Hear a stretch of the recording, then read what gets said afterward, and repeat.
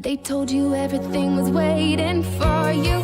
They told you everything was set in stone. You're royal, you rebel, you're more than one together. However you go, ever and ever after high.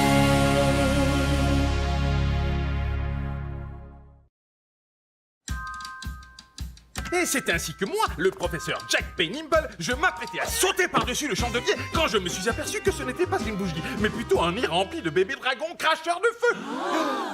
La prochaine fois, vous devrez inventer votre propre histoire à dormir debout.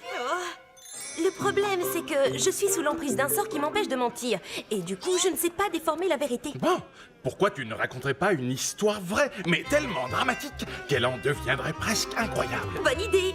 Une seconde. Où est-ce que je vais trouver une histoire pareille? Oh, comme vous avez de gros muscles. C'est pour mieux te câliner. Nom d'un cèdre de l'Himalaya. Tous les deux, vous êtes en couple? Quoi? Pas du tout. C'est ridicule, on n'est pas ensemble. Un pique-nique romantique, avec des cœurs sur les cupcakes? Et vous osez dire que vous n'êtes pas amoureux?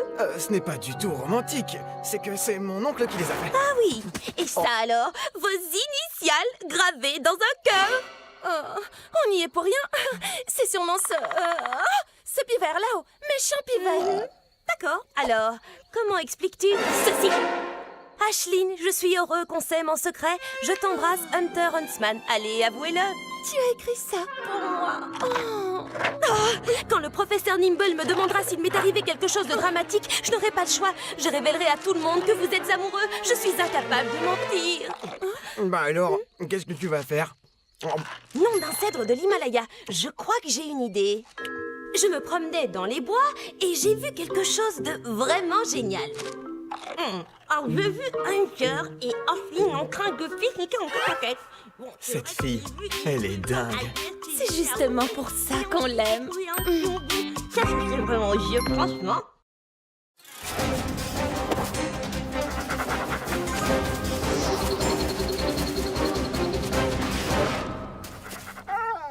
Désolée, Carmine. J'adorerais rester faire la course, mais il faut que je retourne en cours. Mes oreilles. Va rejoindre la meute.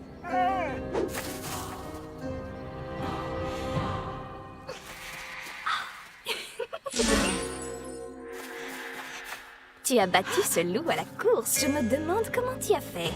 Vas-y, je t'écoute. Kitty, surtout tu ne dois le dire à personne. Cerise. Raven, j'imagine que... Oui. Tu as envie d'en parler? Après tout. Pourquoi pas? Ça me soulagera peut-être de me confier à quelqu'un. La vérité, c'est que ma famille cache un lourd secret. Ta mère, le chaperon rouge, a épousé le grand méchant loup? Oh, ne t'en fais pas, je ne dirai rien à personne. Je te fais confiance, mais ce n'est pas toi qui m'inquiète.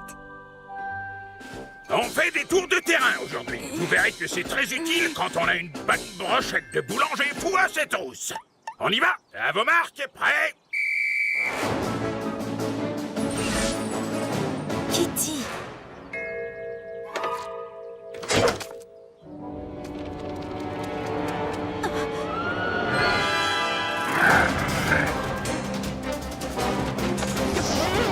Oh non!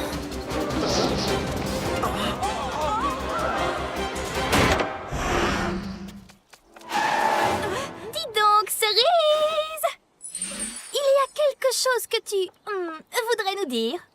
Je n'arrive pas à croire que le sort de rapidité que j'ai jeté à tes chaussures fonctionne vraiment. Quoi?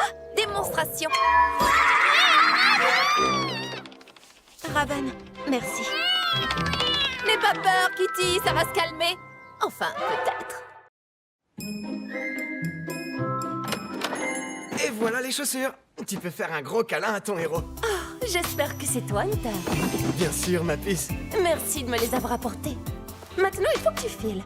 Pourquoi? Désolée, mon chéri, mais il me reste moins d'1 heure pour faire le ménage et présenter toutes ces chaussures. Blondie et Briard vont arriver d'une minute à l'autre et il ne faut pas qu'elles soient au courant pour nous deux. Alors, je repasserai plus tard. Et toi et moi, Tu es meilleure. on pourrait prendre un café. Elle m'a mis à la porte. Merci d'être venue m'aider, les filles. On n'a pas beaucoup de temps, mais... Pas de problème, Ashline. Je vois que tu as déjà installé le présentoir, mais je le décalerai de 50 cm à gauche. Comme ça, toutes les chaussures exposées baigneront dans un halo de lumière. Ce sera superbe, pas vrai? Oui, sans doute. Briard, tu en penses quoi?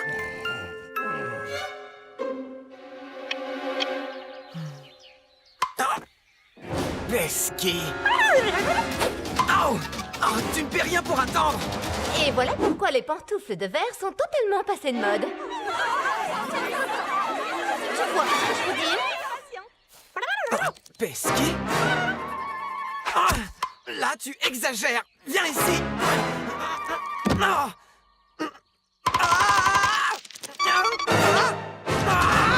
Les filles, on a déballé qu'une seule boîte pour l'instant. Et la boutique ouvre dans moins d'1 minute. On n'y arrivera jamais, c'est sûr. Te cacher, Pesky, mais tu ne m'échapperas pas.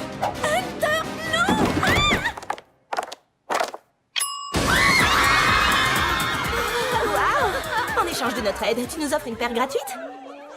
Tu es prêt pour ton câlin, mon héros? Et pourquoi pas un baiser? Pesky. Regardez, voici Cupide, la fille adoptive d'Eros, le dieu de l'amour. Elle suit les cours à Monster High, mais elle est sur le point de découvrir qu'une autre école aurait besoin de ses talents très spéciaux. De nos jours, les fins des contes de fées sont tout sauf certaines. Les princesses finiront-elles avec leur prince? Les étudiants rebelles réussiront-ils à trouver le grand amour? Tous ces héros ont besoin de l'aide de Cupide, pour que leurs histoires se terminent bien.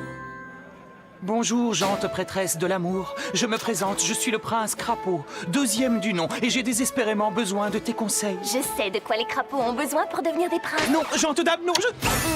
Ah, salut, c'est Cupide, toi, c'est ça? Alors ça y est, tu voles de tes propres ailes?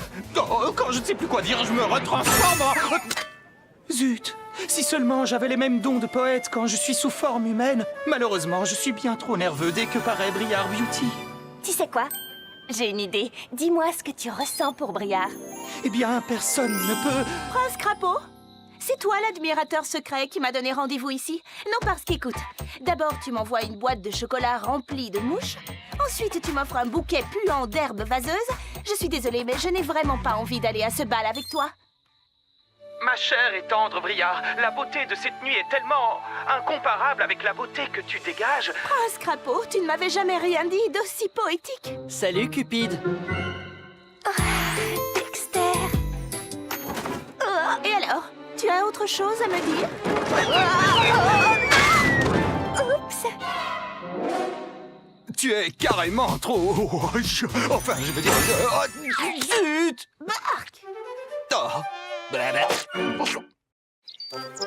Vous allez quoi? Oui, tu as très bien entendu, Raven Queen. Professeur Rumpelstiltskin, c'est vraiment injuste. Vous ne pouvez pas faire un examen sur les chapitres 1 à 34. Mais nous n'avons étudié que jusqu'au chapitre 2. Vous savez que je ne peux pas mentir, eh bien, ça ce n'est vraiment pas gentil. Quoi? Vous ne connaissez pas le professeur Rumpelstiltskin? À chaque début d'année, il fait passer un examen incroyablement difficile pour que les élèves travaillent comme des fous pour se rattraper.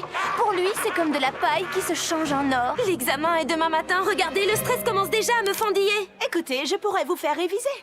Vous savez, j'étudie seule depuis toujours en fait. Royalement cool. Bon, commençons par les éléments de base. Ah, si on n'arrive pas à la réveiller, on va échouer, ça ne fait aucun doute.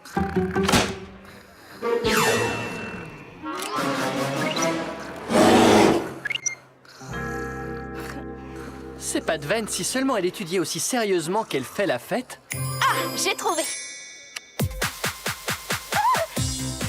Salut, comment ça va? Très bien. Tu es réveillé. Maintenant, ne te rendors plus, on a besoin de toi. D'accord, il y a une chose pour laquelle je suis toujours prête. Une soirée d'études. Les éléments de base.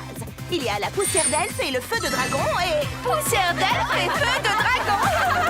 Le temps est écoulé. C'est l'heure d'admirer vos échecs. Raven Queen, 20. Applewhite, 20. Cedarwood, 20. Hunter Huntsman. Ne jamais sous-estimer le pouvoir d'une super soirée d'études. Tout le monde à l'école ne parle que de l'élection du président du conseil des élèves royal. Mais nous savons déjà qui sera notre présidente. Elle n'a aucun adversaire. C'est elle, Applewhite. Blondie, ce n'est pas parce que je n'ai aucun adversaire que je ne vais pas faire en sorte de mériter ma couronne. J'utiliserai mon temps de débat pour exposer mes projets concernant les bals royaux, les collectes de fonds royaux, la nourriture royale en conserve, les... Royal par-ci, royal par-là et royal de haut en bas. Ah, ce serait pas génial que quelqu'un d'autre puisse... Je m'en occupe, je vais aussi me présenter aux élections. Tu es sérieuse? Votez pour Maddy, votez pour moi. Les chapeaux valent des couronnes, votez pour Maddy. Oh, salut Raven. Dexter, vote pour moi. Je veux dire, ouais, super, c'est gentil. Merci beaucoup pour ce badge. Oh. Et c'est parti, chers amis des contes de fées. Le débat du conseil des élèves royales d'Ever After High. Ma première question est pour Applewhite. Pourquoi une personne ne voterait-elle pas pour toi? Je n'ai qu'une chose à dire. Je présiderai le conseil comme je compte gérer mon futur royaume. À la perfection. Merci. Une question pour Maddy maintenant. Pourquoi t'es-tu présentée contre Apple? Serais-tu... folle? Absolument, merci de l'avoir remarqué. Si les écureuils n'aimaient pas la viande mais adoraient les glands, le lac deviendrait-il moins grand? Qu'est-ce que ça veut dire? Tu le sais très bien. Ça fait trop longtemps que Apple est présidente. Maddy est folle.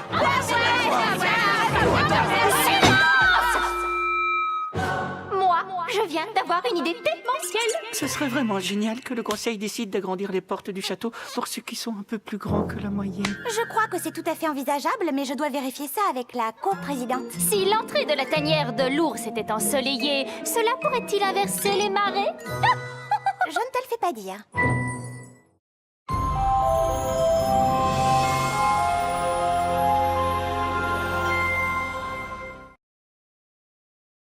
They told you everything was waiting for you. They told you everything was set in stone.